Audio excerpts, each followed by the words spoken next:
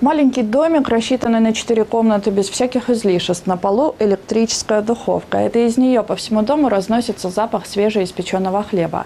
Здесь живет мама двоих детей с ограниченными возможностями здоровья Кундуз Сатыбекова. Те пособия, которые государство ежегодно выделяет на содержание этих детей, составляют 4000 сомов. Это получается по 133 сома ежедневно на каждого ребенка. На эти деньги не то чтобы полностью заполнить холодильник продуктами невозможно, но даже приобрести необходимый минимальный продуктовый набор вроде масла, молока, яиц или мяса. Потому и хлеб приходится печь самой, чтобы не тратить лишнего. Стены в этом маленьком старом доме давно потрескались. Кое-где обваливается штукатурка, через которую проглядывают ветхие деревянные перекрытия крыши. Зимой из этих щелей задувает морозный ветер. Не спасает ни электрическая плита, ни маленькая буржуйка. Стена все это треснутая. Можете зайти, вот сюда холодный воздух идет. Сквозняк. Вот. В таких условиях растет маленький 2-летний мальчик, у которого с самого рождения врачи диагностировали порок сердца. Дышит запахом сырости и днями напролет разглядывает ползущих вдоль трещин в стене муравьев. Периодически бабушка Кундуз, она же единственный опекун, выносит на руках малыша во двор, чтобы тот побыл на свежем воздухе и хотя бы под лучами солнца почувствовал тепло. Однако насладиться вдоволь такими прогулками им обоим не удается. Все это время в доме их ждет прикованный к кровати 32-летний сын Кундуз Сатыбековой. У него также тяжелый диагноз и первая форма инвалидности. Ежедневные уколы, лекарства каждый день обязательно, потому что весной он уже прививки не получал же, поэтому у него иммунитет очень слабый, еще питание слабое. На 133 суммы разве можно инвалида содержать? Кушать готовлю, вот стираю. Готовлю, как говорится. Никуда не выходит? Нет, я в туалет бегом и обратно. Кундуз Сатыбековой 55 лет. Женщина не работает уже долгое время. Не может и отлучиться из дома. 2 детей с инвалидностью нуждаются в ее постоянном присутствии. Она одна для них и мама, и сиделка, и врач. Вот каждые 3 часа им приходится уколы делать. Сейчас это летом, весной и зимой у них обострение. Вот, и обоим нужна эта операция.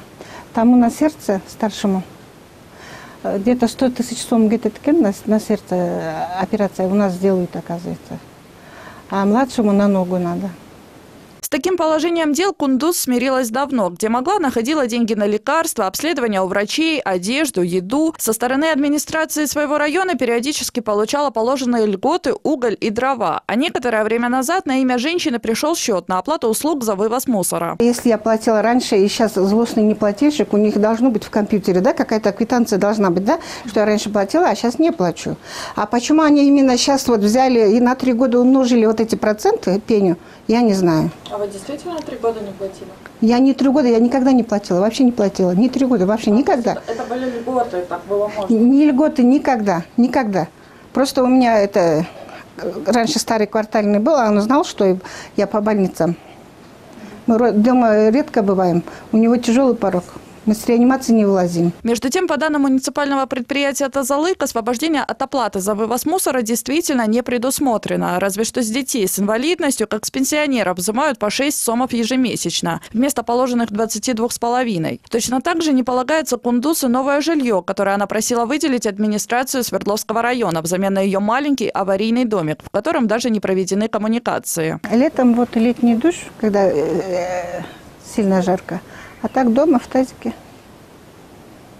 Немного улучшить материальное положение семьи могла бы зарплата персонального ассистента, которую с недавних пор государство начало выплачивать родителям и опекунам тех детей, которым нужен постоянный уход и надзор. Однако для того, чтобы стать тем самым ассистентом, нужно собрать ряд документов, справок и бланков в нескольких разных организациях. И только потом рассчитывать на положенные даже неполные 5000 сомов в месяц. Предоставляется копия паспорта, предоставляется значит, копия медицинского заключения, справка с места фактического проживания, если это не родитель, а наемный другой персональный ассистент, справку с МВД об отсутствии судимости и справку, значит, о психическом состоянии человека. Там он еще предоставляет, подписывает доверенность социальному работнику, который за место него будет ходить в налоговую службу, продлевать ежемесячно патент,